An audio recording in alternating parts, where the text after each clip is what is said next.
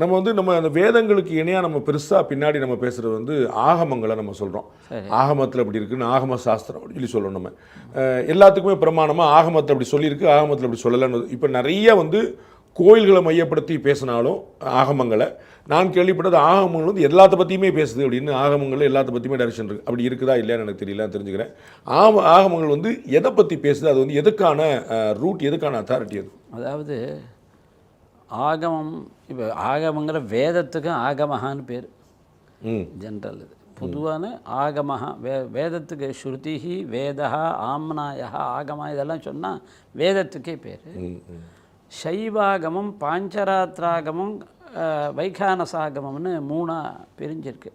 வைஷ்ணவத்துக்காக வைகானசம் பாஞ்சராத்திரம்னும், சைவத்துக்காக சைவாகமம்னும்.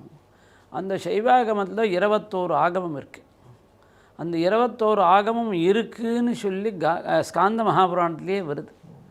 அது பகவான் பரமேஸ்வரன் உபதேசம் பண்ணினார்னு இருக்கு. ஆனால் அந்த விஷயங்கள் தேவாலய சம்பந்தப்பட்ட விஷயங்கள் மாத்திரம்தான் இருக்கும், பொது வாழ்க்கைக்கு இருக்காது. ஓஹோ ஓஹோ.